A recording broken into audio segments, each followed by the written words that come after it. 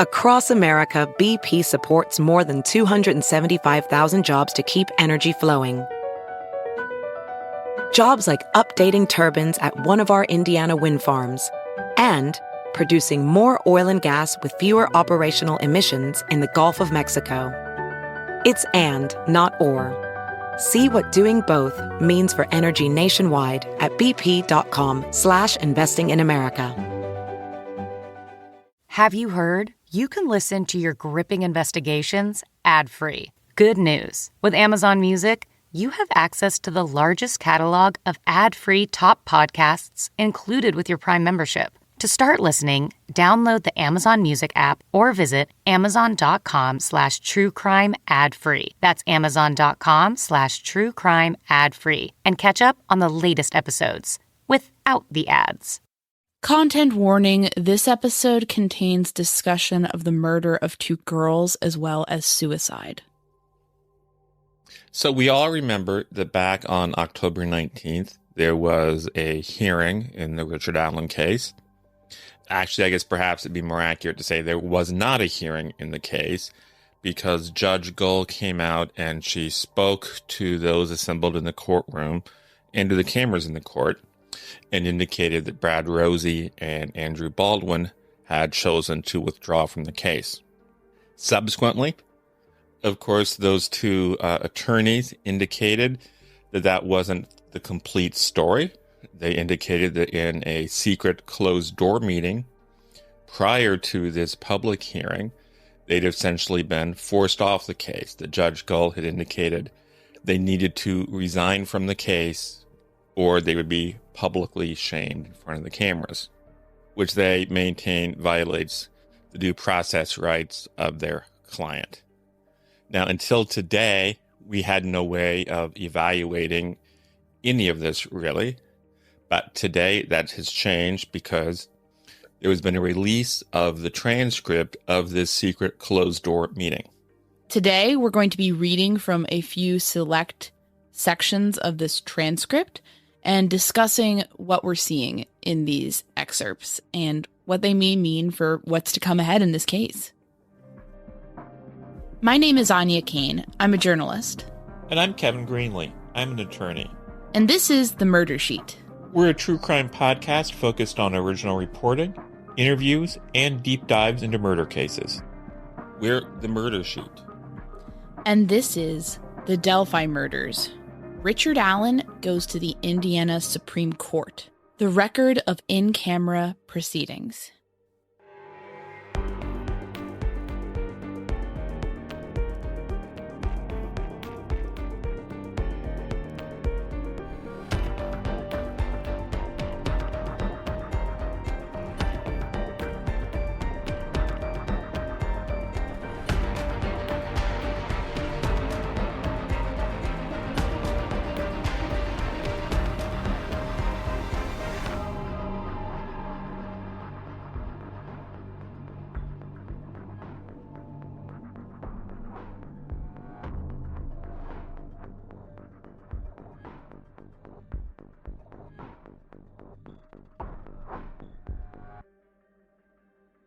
I think these transcripts are interesting for a number of reasons. First of all, it's just plain interesting to be able to see what goes on behind closed doors. Absolutely.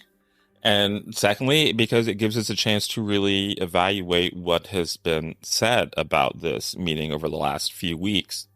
Now, Judge Gull has not made any public statements about this meeting, nor has Nick McLeland, but the other 2 people in the room, defense attorneys Brad Rozzi and Andrew Baldwin, have talked about it. And they've indicated that they felt ambushed when they showed up at this meeting and learned about what Judge Gull had in mind to happen that day. Now, before we start reading some of these transcripts, I wanted to note just for clarity, you're going to hear the word disqualification. And disqualification is basically another way of saying that an attorney would be fired.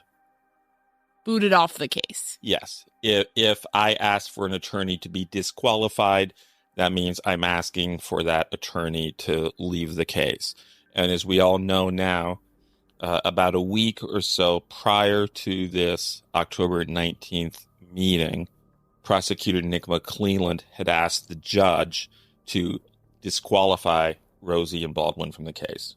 So he was essentially saying they've messed up so badly over this leak situation that trust is gone and they should be removed from the entire process. Yes. So when you hear in these transcripts words like disqualification, that's what we're talking about. One technical note, normally when we read quotes from official documents, we denote them with a little sound effect. But today we're pretty strapped for time and we want to make sure we get this out to you as quickly as possible. So we're just going to be noting whose quotes we're reading beforehand. So just keep that in mind. Normally we put a little more into that, but at this point, speed is at the essence. Anya, why don't you read the first speech from Brad Rozzi that we want to highlight? Yeah, this is a quote from Brad Rozzi, who of the two defense attorneys did most of the talking, although Baldwin certainly spoke up. So this is from Brad Rozzi. It's pretty obvious that the tension from our side is coming, from the words disqualification that were murmured in the phone conference that we had a couple of weeks ago. I'm assuming you understand how that kind of raises the intensity level of the circumstances. And I guess if I have a concern today, it's that, we're going to go out on the kind of in the public, so to speak, in the courtroom on the record and have a discussion about an ongoing investigation. And that's what I kind of gathered from the email. I think you invited Nick to talk about that if he wanted to. So let's talk about that. One thing that really jumps out at me from that is in these remarks, Rozzi is saying, when we came here, we already knew that disqualification was something that was on the table. He's acknowledging that, and he's further indicating that because it's on the table, that's raised our tension level. I think the fact that disqualification was on the table doesn't eliminate due process issues. Due process refers to, let's have a system by which to address this and make sure that people are heard out and the process is followed if there needs to be sanctions or even removal of attorneys in the case. So them knowing, hey, we're going in, we might get disqualified, that's a separate issue. That doesn't make it so that due process is being followed. But it does kind of temper some of the claims about ambushes that have been bandied about in the public sphere as of late. So trying to add a little nuance there. Hopefully that makes sense. What do you think, Kevin? Yeah, that's my concern, because there seems to be an acknowledgement here that we know disqualification is going to be discussed today. That's kind of raising our tension levels a bit. And Rozzi is making it clear to me, at least in this and other statements in this, that he seems exceptionally concerned about the media hearing something negative about the defense side in all of this. His argument, as it turns out, is that he feels that would hurt Richard Allen, but it certainly would also hurt other people in this, namely Rozzi and Baldwin. You could look at that, and if you were being critical, you might say that's a bit self-serving. Yeah, if you wanted to be cynical, you could also point out that Judge Gull herself, in the hearing for the motion to transport, pointed out that a lot of the arguments that Brad Rozzi was making that day in court, which purported to be about the best interests of Richard Allen, seemed really to focus on the convenience of Brad Rozzi. In other words, if Richard Allen is kept here, that's inconvenient for me. If he's kept here, that is convenient for me. Right. And so it's worth noting that, because I think you could look at it sympathetically and say, okay, I could see that being in the best interest of Allen. If his attorneys are basically called out for being grossly negligent, maybe that makes people believe less in his cause. But if you're also, it's a professional humiliation. This is the biggest case of either of their careers, and that's not exactly good advertising, is it? No. I want to read another remark from Brad Rozzi that I thought was worth highlighting. He's talking here about, does it make sense for us just to talk about it here in chambers, or does it make sense for us to go and talk about it in open court? And what Rozzi says I'm not sure that we're going to benefit or that this will be productive to just open floor this. And that's my biggest concern today. And it sounds there that that though in the past he's talked about transparency, it sounds like he's not really interested in having this out publicly. No, this the willingness to have transparency seems to be very much subjective on what the defense feels it can control about the narrative of this case. By the defense, I mean the old former defense. You know, maybe they'll come back, maybe they won't, but I think that there is an element here of picking and choosing. You know, I think a commitment to transparency means at all times. And it's surprising to me because presently we're in an Indiana Supreme Court battle for the fate of the case, and they're trying to force Judge Gull off, and there's all this back and forth and like, you know, how could they have done this? How could they have thrown us off? But it seems like here they very much do not want to go out and publicly own anything that's happened with this leak. So it's kind of a weird discrepancy because here it's like, you know, they will deal with that if they feel comfortable because they feel like they're in control. But like in this situation, it's out of their control and they really do not want the press hearing about it in this setting. And also it's doubly interesting to me because one of the complaints we've heard a lot since October 19th is that this session was held privately in Judge Gull's chamber. It wasn't a public hearing. And he seems in comments like this to be suggesting, well, maybe it's appropriate to handle it privately. I don't want to open floor this. There's no point in that from my point of view. Especially when court TV cameras are rolling, you know, which we note this is the first hearing where that was the case, where it's going to be televised. So that compounds any issue for the defense because it's not just going to be the same little group of Indianapolis media people or Fort Wayne media people or local YouTubers or podcasters. It is going to be court TV. It's going to be national and global. So there is a kind of a discrepancy there because I think the defense is often touted as the side that's calling for transparency, and that's true, but we should not necessarily see that as universally true in every situation with this case because obviously this was something they did not want to happen in the public sphere. Now I want to read a remark that Nick McLeland made during this hearing. And actually, I should note that he doesn't really talk a lot during this hearing. No, he talks very little. He made a point here that I think is worth highlighting. McLeland, I'm concerned that the leak is not just a one-time leak. The evidence that we have shows it is an ongoing leak. What's next? What's next? Yeah. So this is something that I think is very interesting. So I want to kind of break down the leak once more because it's confusing and I think it bears repeating. The leak involved original leaker Mitch Westerman, a friend and former employee of Andrew Baldwin's, going into his office in Franklin, going into a conference room, and photographing discovery materials that were on a table in there and leaking them to a man we designate as R, who then sent them to at least 2 people, and things got out there further. So that's what everyone's talking about when they're talking about a leak. But there's another element to this. And what is that? That's not been discussed. As much.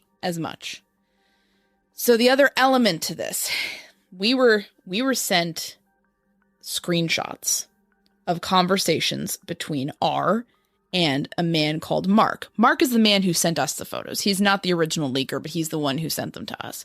He also cooperated fully with the police investigation on this, and in fact instructed us to share everything we knew and share these screenshots with law enforcement. These screenshots, again, they're the conversation on Facebook between Mark and R. And in them, R is spilling secrets. He's sharing who the defense is going to smear next, potentially, as an Odinist. He's sharing Baldwin's travel schedule, where he's going, when. He is sharing strategy. He's sharing what discovery the defense just opened up and is digging into. He's sharing all of these strategic insights from the defense with Mark. And I think, looking about where this R got this information from, he's getting it from Westerman. Now, let's add to that. In a letter to the court, Rozzi, and this is the only time the defense has acknowledged this element of it. Every other time, they're only talking about the leak of images. But in this letter to the court, Rozzi acknowledges that Baldwin and Westerman talked about strategy. The indication here is that they talked about Delphi strategy. So when we talk about an instance where Westerman does something horrible to a friend, sneaks in, takes photos, sends them to a guy, the guy sends them to others and it spreads, that's one thing. But that's not all that happened. In addition, Westerman was not just sneaking around, he was openly speaking with Baldwin, seemingly, and getting all kinds of defense strategy that, frankly, I don't know, I think if you look at it a certain way, undermines Richard Allen's rights, that some of this is being spread around. It's undermining his strength at trial. If they're getting out to the internet, then maybe there's less of an element of surprise. Maybe there's some damage to Allen in that capacity.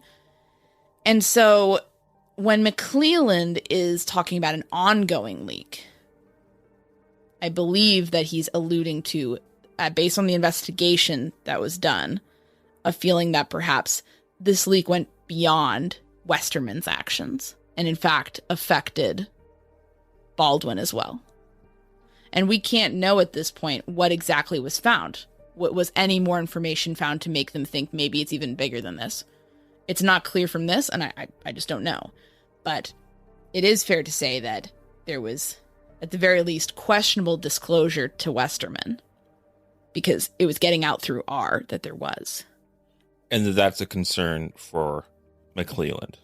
Yes. Here at the Murder Sheet, we work on the podcast and our investigative reporting full time. That means we sometimes don't have time to meticulously plan and cook delicious and nutritious meals. So, in this new year, we are eternally grateful to our sponsor, Factor. Now's a great time to try out ready-to-eat meal delivery service, Factor.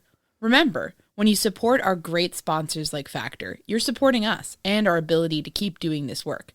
So please consider visiting factormeals.com/msheet50 and use code msheet50 to get 50% off. Factor allows you to pop your ready-made meal into the microwave. In 2 minutes flat, you'll have a hot and ready dish with minimal cleanup afterward. It's just that simple. Also, this food is awesome. I recently dug their black bean and rice enchilada bowl with roasted zucchini, corn, and salsa verde. It tasted so fresh and flavorful. I love that we get to skip meal prep, the grocery stores, expensive to-go orders, and elaborate cleanup. Plus, there's plenty of options for extra picky eaters like me. We've really been thrilled with Factor, and we feel you will be too if you're striving to eat healthy and save time in 2024. It's really helped me meet my nutritional goals for the new year. Head to factormeals.com/msheet50 and use code msheet50 to get 50% off. That's code msheet50 at factormeals.com/msheet50 to get 50% off. And yeah, and that also puts more culpability on the defense team rather than we were just the victim of this Westerman character. And of course, this all leads to an insurmountable tragedy because then R, the man we are calling R out of respect for his family, died by suicide. And at the heart of all of this, a man lost his life, a man who had a family. And I think we can all agree that being involved in the leak of crime scene photos of children to the internet is a horrible thing, but you're more than your worst mistake. And in this case, another family has lost somebody, and it's horrible. It's unfathomable. I don't know. Anyway, I wanted to explain the leak thing because I think some of it gets lost, but I think we can at least understand what McLeland is alluding to there. Yes. And another comment from Rozzi that I wanted to highlight. You know, Anya was just talking about people like Mitch Westerman. Mitch Westerman, of course, was a close friend of Andy Baldwin's. And Rozzi at one point says, I'm not distancing myself from Mr. Baldwin. I'm just saying I have no connection with any of these people, okay? So basically he's saying I'm not distancing myself from Andy Baldwin, and now I'm going to distance myself from Andy Baldwin, saying it's not my fault, it's Andy's fault. I don't know these people. I've noticed a couple of instances in some of the documentation. I don't think that these men are enemies or that they're like broken apart on this. But in his letter, Rozzi mentioned that Westerman was out seeing a girlfriend in Franklin, Indiana. Westerman, of course, is a married man. It's possible that there's some sort of open relationship understanding here, but it also seems possible that Rozzi sort of vindictively mentioned that detail to embarrass Westerman because he was annoyed. And maybe even more than, maybe annoyed is a mild word to put how he was feeling here. There's more spiciness to some of Rozzi's filings. He's like getting his digs in. And there's a couple of points, this is one of them, where you kind of do sense a distancing from Baldwin. That being said, they're not extreme. I don't feel like there's been a huge falling out here. And we certainly couldn't surmise that from a few legal documents. Right. And then there's lots of long speeches by Rozzi. From Rozzi. In one, for instance, he complains a lot about Barbara McDonald going on court TV and showing information that Rozzi believes shows there's a leak. And then he goes on to say... and Barbara McDonald, of course, is a reporter. She started out as at HLN and now is at Court TV. She's covered the Delphi case. And this is his attempt to minimize the leak that came out of Andy Baldwin's office. He says the court needs to have some context that this is nothing new. He then says, I've lost sleep over the fact there's a man who's dead that I don't even know, and frankly, Andy doesn't know. So it feels like he's also trying to minimize their connection to R. There's a lot of minimization going on here, but I will say with Barbara McDonald, you know, he's saying she's citing investigative sources. And the thing about McDonald in particular that I think is worth noting is that as a reporter, if you follow her reporting on Delphi, she has not always reported everything immediately after getting it. That's just, and that's not a criticism. It's just an observation. That's the way reporters work. That's the way most reporters, especially for a big network like HLN, which of course is connected to CNN and Court TV. You can't necessarily, there might be further vetting, or maybe there's an agreement with a source that changes later.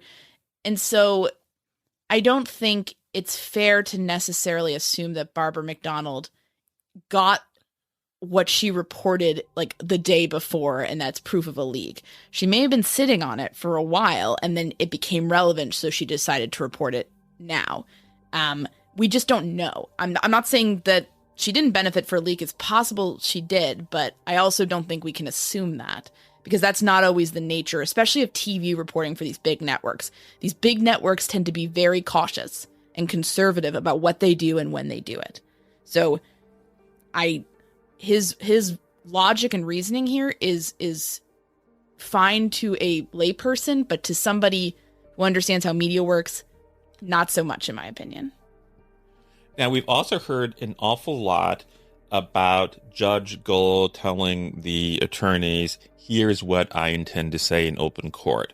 And it was during these remarks that Judge Gull, for lack of a better word, is said to have laid out her indictment against Baldwin and Rozzi to explain exactly and in some detail what she feels they did wrong in the case. And now that we have this transcripts that were released basically at the request of Baldwin and Rozzi, I'd like to read the remarks she had intended to say in court that day. Judge Gull, I have concerns regarding the defense team and the totality of the circumstances surrounding your representation of Mr. Allen. Candidly, my concerns began at our hearing on November 22nd of last year. Mr. McLeland filed a motion for a gag order, and we were in chambers, and you assured me, gentlemen, we don't want the media in our lives. We will not try this case in the media. And less than 2 weeks later, you issued an undated press release that contained an awful lot of information that would not normally be revealed. I don't know. I think you knew or should have known those are potentially violative of Rule 3.6 of the Rules of Professional Responsibility. But it is that press release that prompted me to issue the order December 2nd, granting the gag order until further hearing. April 18th of this year, you filed a notice of tort claim against the Department of Correction. You stated in that notice that it was your intent to pursue, quote, our client's claims against you. The full amount of damages sought on behalf of my client is unknown. I don't know how you could do that in representing Mr. Allen in a criminal matter and then launch off into a civil matter. I think that's inappropriate. What do you make of this concern about the tort? Why is that such a big deal that they filed a civil claim while they're dealing with this criminal thing? I think that raises all sorts of interesting potential issues, potentially even around conflict. If I'm a criminal attorney and I have a potential financial interest in a civil claim that my client might have later, that raises interest in my making decisions for my client in the criminal matter based on what's best for him or what's best for my own potential interests. That's a central thread in all of this. What is in the interest of Brad Rozzi and Andy Baldwin, and what is in the interest of Richard Allen? And can we separate those? And if so, did Brad Rozzi intend to be the civil attorney in such a case? And if so, did he intend to get a percentage of any settlement in that case? Jeez Louise, this case, that does seem messy. I didn't even really think about that, but well, okay. I want to get into, there's been a lot of talk over this about a leak from Brandon Woodhouse. He's a inmate, kind of a person who's been in trouble with the law a lot. Short version is Brandon Woodhouse. First three letters of his name are B-R-A. First three letters of Brad Rozzi's names are B-R-A. Andy Baldwin at some point sends some confidential materials to Brandon Woodhouse. He says it's because he meant to send them to Brad Rozzi, and it was an email autofill issue. He had seemingly been courting Woodhouse because Woodhouse told a story about how he was abused within Carroll County Jail. And that's kind of a theme with Beth Stone and Woodhouse and people who the defense basically, regardless of your own credibility, come and say bad things about the people, we're going after. So I thought that was interesting. But yeah, Woodhouse is coming into this now. So why don't you take up Judge Gull's remarks just as she begins to talk about Brandon Woodhouse? In May of this year, we were notified by the state of the Brandon Woodhouse arrest and the subsequent discovery of your work product. And I think it was an outline that you created for yourselves with the discovery. It was pretty detailed. I don't know if that's the right word. That apparently happened in December of last year, and that was not revealed to anybody, not shared with the court. It wasn't shared with you, although apparently you guys knew about what was going on. Baldwin. He didn't know. You knew. Baldwin. I did know.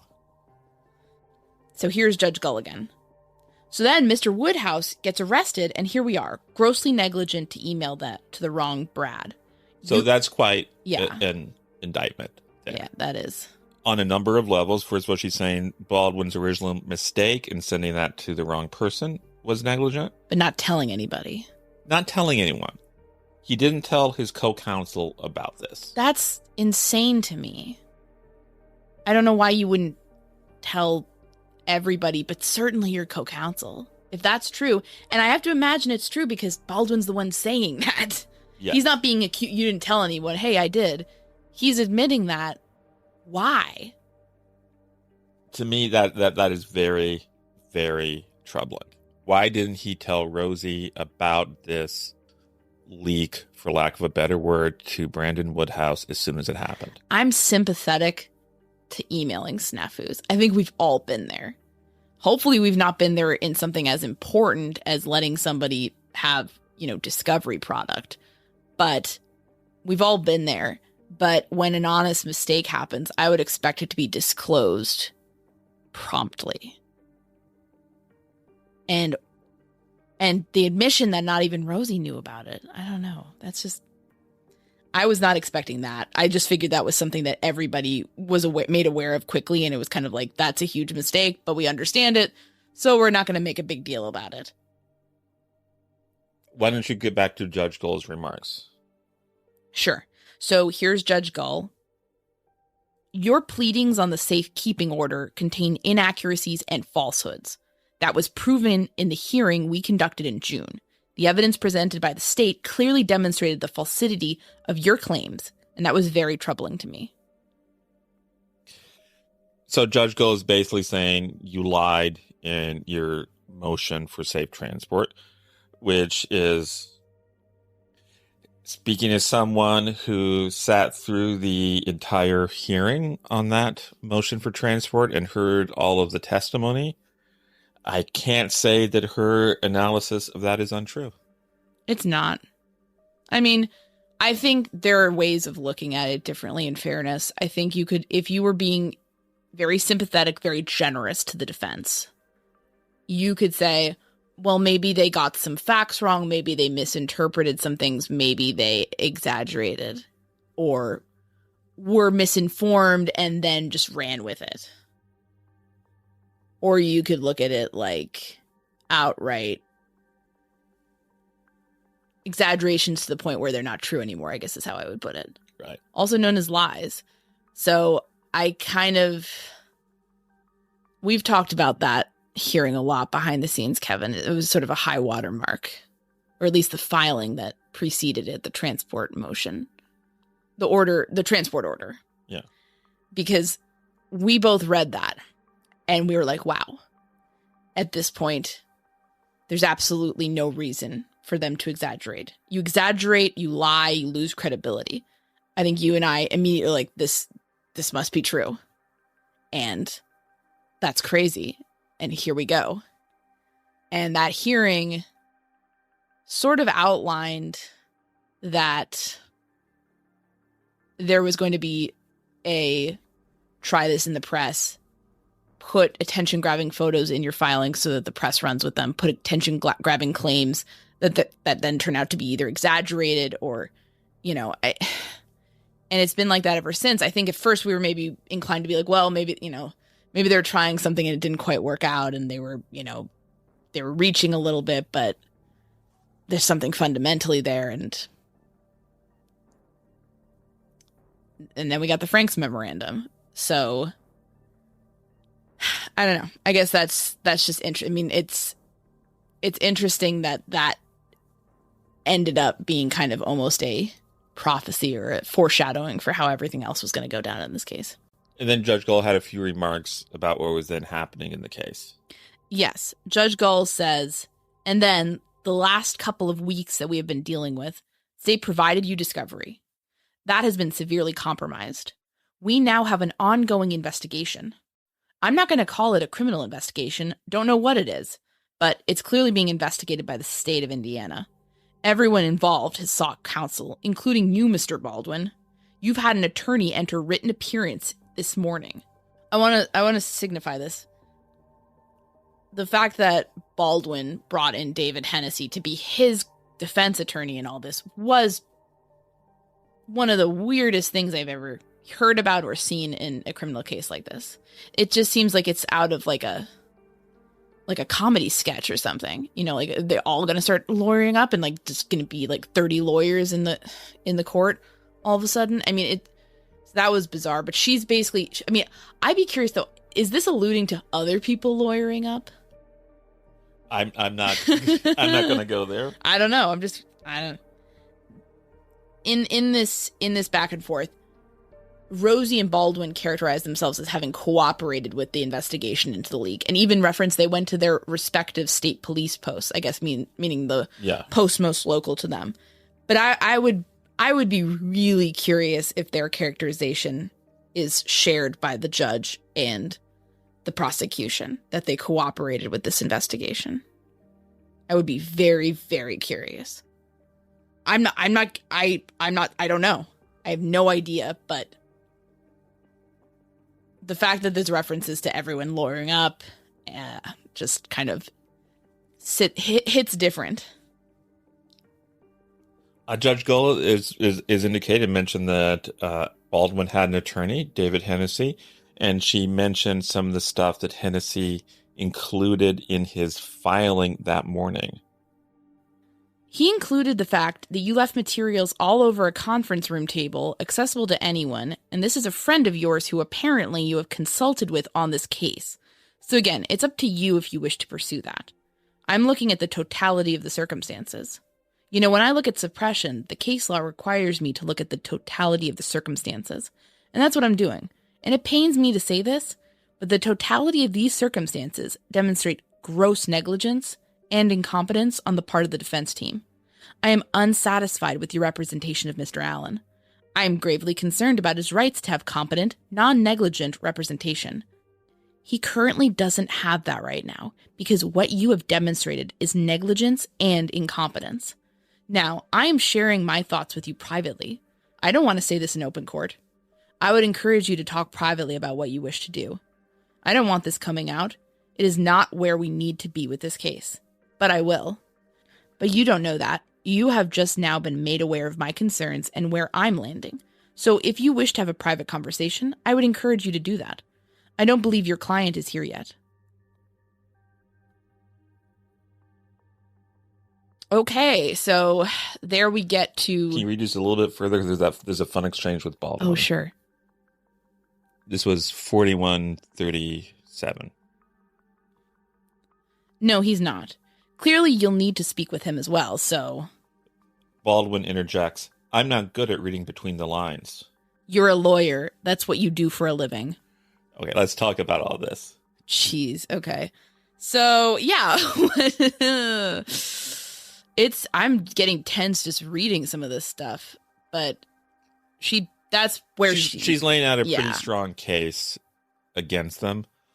And I think an obvious question is, if you were Baldwin and Rozzi, would you have wanted this transcript released? I wouldn't have, but if I felt... No, that's actually... No, the transcript, I'm shocked that they were pushing for this, to be totally honest. I think a lot of this stuff from them, people want to read a grand strategy into it, and it's improvisational. This is being made up as it's going along. I do not know why they wanted this out there. First of all, Gull did not say as much as they did. I think the transcript doesn't really hurt her, doesn't help her. If she improperly acted when she removed them, that's going to be the finding no matter what. This transcript doesn't really push it over the edge either way. But it makes them, first of all, they obviously knew they were getting disqualified, but they come into this seemingly totally unprepared. Rozzi is just ranting. And Baldwin's interjecting with these weird things about a guy from Florida and occasionally not being able to read in between the lines. They just seem very unprepared. I'm shocked that they wanted this out there. If I were them, I would not want this out there. Because again, it doesn't hurt Gull in the way that I think... the way they carried on about some of this stuff, you would think that she was like threatening them actively in this thing. And I'm not really reading that. I just think that I'm glad it's out there. Love the transparency. So I'm a fan of it being out there. I'm just, why did they want it out there? I don't understand that. Do you have an insight into that? I don't. Because again, if you can think that they were incompetent and negligent and also think that they shouldn't have been removed from the case, I think that's a perfectly principled stance. And I think you can also, kind of say, well, this wasn't handled properly, so she should be kicked off. I think all of that is fine. But that's going to be informed by whether or not she acted properly within the law. And I don't think that this adds anything to our understanding of that. But yeah, they wanted it out there. Let's get back to it. I'm going to read some remarks Rozzi makes at this point, and then Anya will read Judge Gull's response. Rozzi, obviously reading the tea leaves here, what you're giving us a chance to do is bow out gracefully, if you will, if that's the right term. Is there a scenario where the court would accept if I stayed in the case? I'm a team player, and I'm not the kind of guy that would just bail out on someone just for the sake of doing it. But I think it's obvious that, he can speak differently, but I'm not as connected to some of, this most recent circumstances as he is. Mr. Allen is in a situation where he's going to have counsel that's, if he has new counsel, it's going to take them a year to get up to speed with the depth of information that continues to come in. And so I think that his Sixth Amendment rights matter. And, I'm probably the one that can at least move this thing forward with some sense of judicial economy. I don't like it, and that's not what I intended to do when I came in here today, but that would be kind of a worst-case scenario on our side, I guess. And so, is that an option the court would entertain? No. So that's interesting. Rozzi is saying, can I stay on without Baldwin? I would never throw Baldwin over, but can I just throw him over quickly? Yeah. Yeah. Which, honestly makes sense from his perspective. I don't, not knocking that. Right. This was not his office that did this. So, yeah. Some of the revelations of what's going on between these two attorneys is interesting. Although, frankly, they may have discussed that ahead of time. Like, Baldwin may have said, hey, if you can stay on, you should try it, So it's possible that was something that Baldwin was supportive of and was in on. At some point, Rozzi and Baldwin leave. They presumably discuss this amongst themselves, and they also meet with Richard Allen. And he conveys to them, according to them, that he wants them to stay on the case. That's not persuasive to Judge Gull, though. No. And Judge Gull indicates that that's not persuasive, and Rozzi makes some remarks, which I'm going to read. I'm a lawyer who practices in lots of courtrooms, and I've been through some disqualification actions. In 20 years, I've never had a disciplinary complaint in my life that's been confirmed, if you will. But I've seen lawyers disqualified, and there's a process for that, and it's not this, with all due respect. When you walk into someone's office, a judge's office, and they read a prepared statement to you, and essentially that statement is an indictment on my professional, activities. And then you're handed essentially a sheet of paper with two options. And one of them is, I'm going to go out here and shame you, or you can quit. You can understand how upset that would make any lawyer. And I don't think it's the right way to handle this from a due process standpoint. So I have no choice but to, withdraw my appearance, because I'm not going to go in there and take a public shaming without having any notice of it. That's where I am with it. Then why don't you, Anya, read what Andy Baldwin says at that point? He says, I'm the same. Withdrawing, I mirror what he said. I do appreciate you giving us the advance notice. If there is some appreciation for that, I do appreciate that.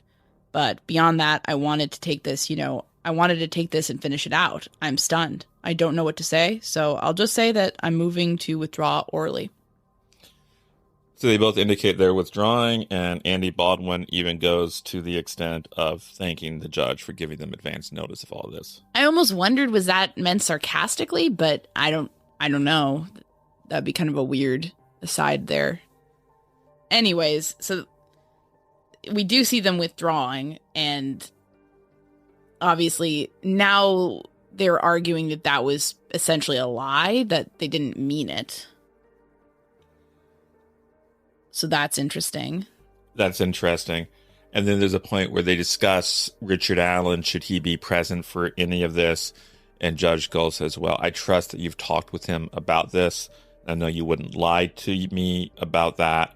And she indicates that's good enough for her. She does not want, she says, so of course that's your representation. That's what he would say if he were brought in here. I can't imagine the DOC being comfortable bringing him into my office. I would not be comfortable having him in my office. You could see that as her seeing his presence as being a safety issue for others, for himself, or that he might say something problematic that could really undermine his rights. So you could look at that from a couple of different lenses, I think. But it certainly raises, I think, we've said that we felt that he should be there for this. I still feel like all of this should have been public. There should have just been a hearing. I don't think they should have been given the opportunity to withdraw. Yeah, if there was a hearing, there would have been no doubt, because Richard Allen could have been present for the hearing. He would have been there. He has a right to hear this. So I still don't feel like a lot of this was handled properly. But that being said, I can understand perhaps why there would be logistical issues to bringing him into judges' chambers. So that's a little bit more nuanced. I'm still shocked that they wanted this out there. I don't know. We're always looking into everything as like a grand strategy. Everything's got, they've 5D chess, and it never is. It just never is. Never seems to It's be. never 5G chess. It's just random actions. Before we go, I want to highlight a single point from one of Rozzi's earlier, I would call them like mini speeches, because I think it's interesting. We sort of saw this sentiment echoed in some of his filings, but I think it is important to note about how he feels about this important matter regarding the leak. So he's characterizing not just the leak situation that got the defense kicked off, but he's also talking about Barbara McDonald and other leaks that he's not even really mentioning, but just he's giving the impression that there's been so many leaks, why is this one such a big deal? He says, I saw the pictures. I know where those came from. And if the point here is I'm going to say this maybe a little loosely, but forgive me. I don't care. I don't care that all this stuff is out there because it's been out there for 5 or 6 years. I don't have time. He doesn't have time. He doesn't have time to sit and try to marshal all of this stuff while this case is ongoing because there's no end to it. And what's interesting about that is it was actually their duty under the protective order to try to marshal all this stuff while the case is ongoing. Oh, but it's not important to him. And he seems to indicate that that's not a duty he takes seriously. No. So that's interesting. That is interesting. And it's interesting that in the 6 years that this case was being investigated, before it was a judicial matter, that graphic photos of the crime scene did not leak out. And how long did these guys have this case? So it's a little bit disheartening because I don't really feel like there's a lot of ownership in this situation. It's a lot of pointing fingers and saying, well, Barbara McDonald's a reporter, so obviously they're just as bad as we are. And that's concerning to me. I would expected, maybe this is stupid, but the fact that they wanted this transcript out there, I really thought that there would be something where they were kind of coming completely, here's exactly what happened, here's what we did, here's what we're going to do in the future. And there would be a real, come to Jesus moment that they would want out there for the public to see and say, hey, maybe these guys should come back. Maybe this was a mistake, and they seem to recognize that, and they seem to want to fix it. But, yeah. I just think it's a little bit callous in a situation that led to a suicide and also photos of a crime scene involving 2 children leaking out to the internet, which of course is not how court works. A trial, people say, well, they're going to come out anyway. Yeah, but they're not going to be posted on Reddit. That's not how it works. The jury has to see them. They don't need to be out there on the dark web waiting to be sold to somebody. That's not how this works. And minimizing it doesn't make the situation any better. So obviously we're going to continue following this, and thank you for listening. Thanks so much for listening to The Murder Sheet. If you have a tip concerning one of the cases we cover, please email us at murdersheet@gmail.com. If you have actionable information about an unsolved crime, please report it to the appropriate authorities. If you're interested in joining our Patreon, that's available at www.patreon.com/murdersheet. If you want to tip us a bit of money for records requests, you can do so at www.buymeacoffee.com/murdersheet. We very much appreciate any support. Special thanks to Kevin Tyler Greenlee, who composed the music for The Murder Sheet, and who you can find on the web at kevintg.com. If you're looking to talk with other listeners about a case we've covered, you can join the Murder Sheet discussion group on Facebook. We mostly focus our time on research and reporting, so we're not on social media much. We do try to check our email account, but we ask for patience as we often receive a lot of messages. Thanks again for listening.